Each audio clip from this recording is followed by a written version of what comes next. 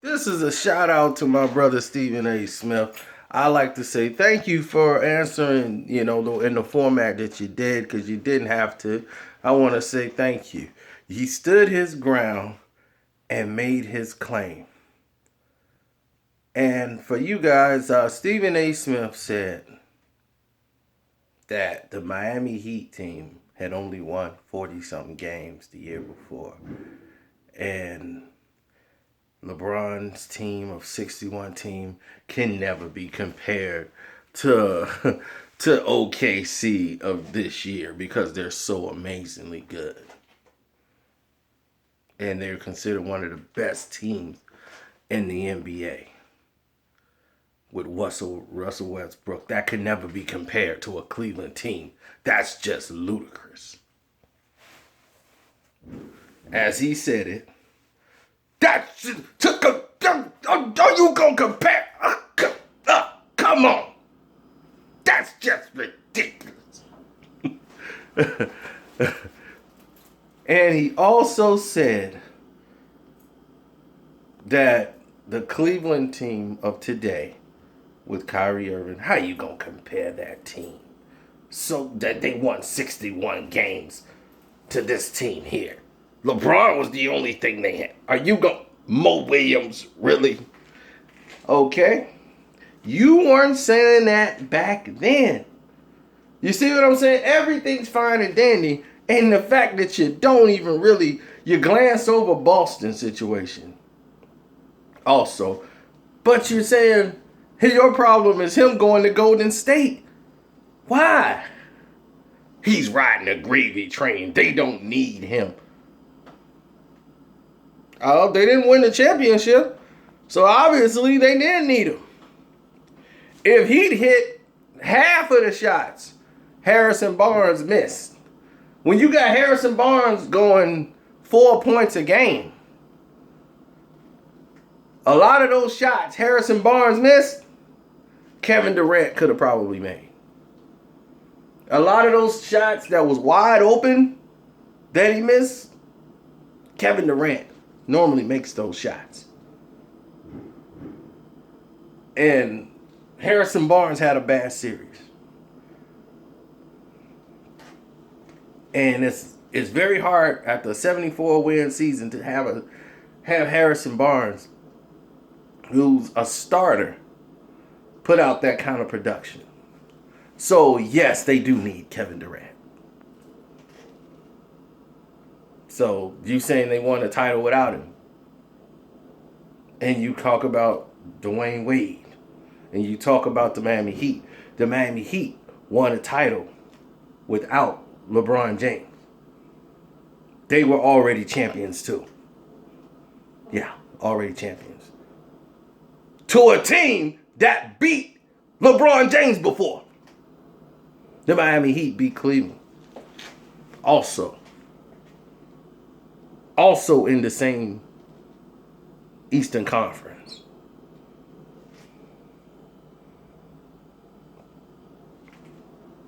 So, all of these things that you make your claims, yeah, they didn't go to a team that was on the rise. It's not the same team.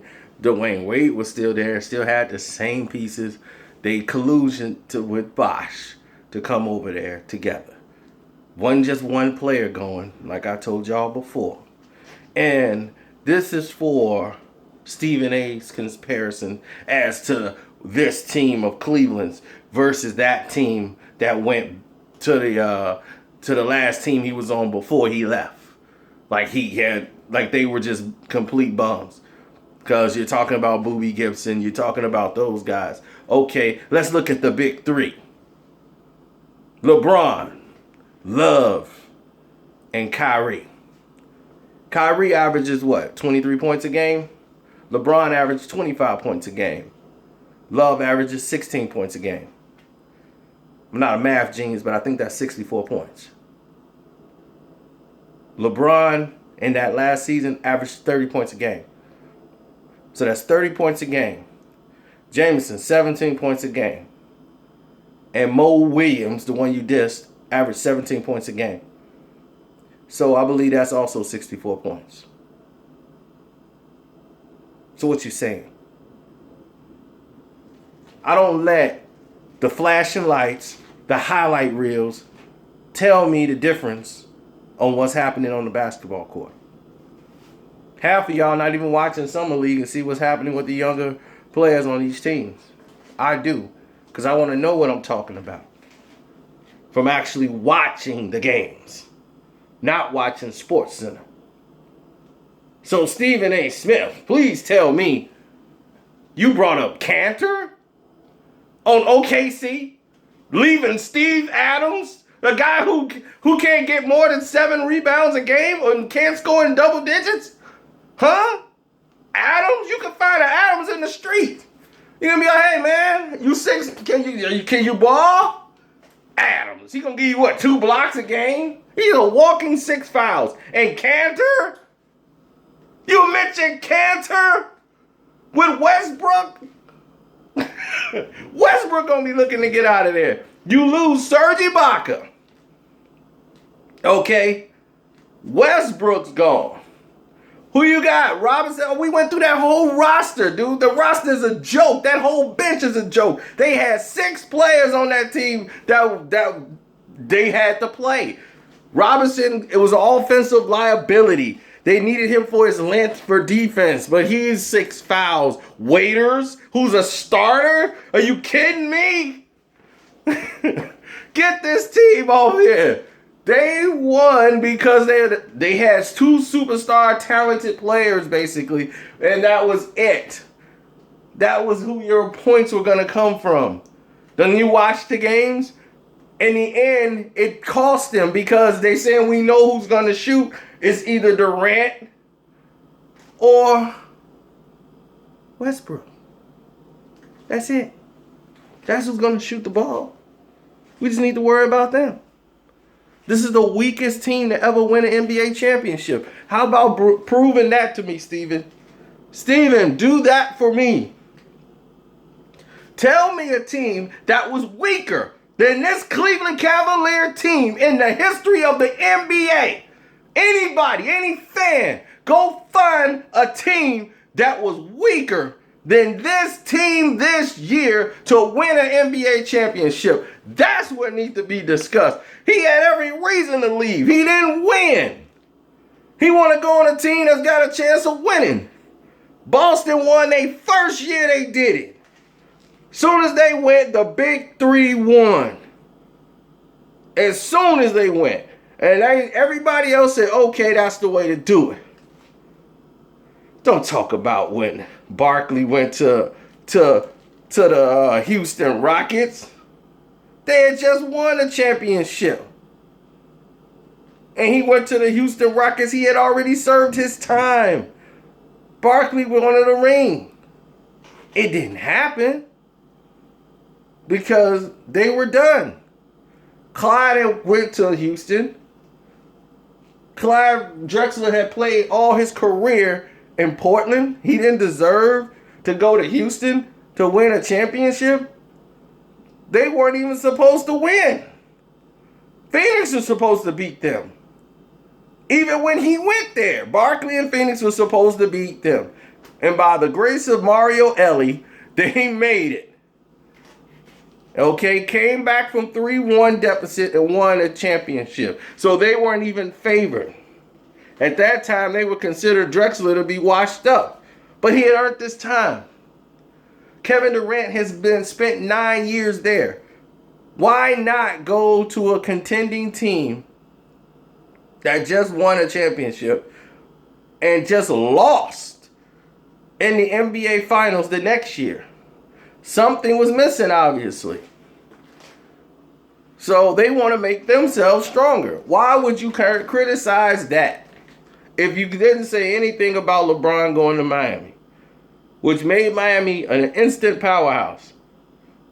If LeBron go by himself, nope. They had to get Bosh. Bosh was the key. He was the glue into making the team work. Bosh used to score over 20 points a game. He had to alter his game to compensate LeBron and Wade. And he was the deciding factor. Him on the glass, him getting his mid-range jump shots, his defense, he was a determining factor.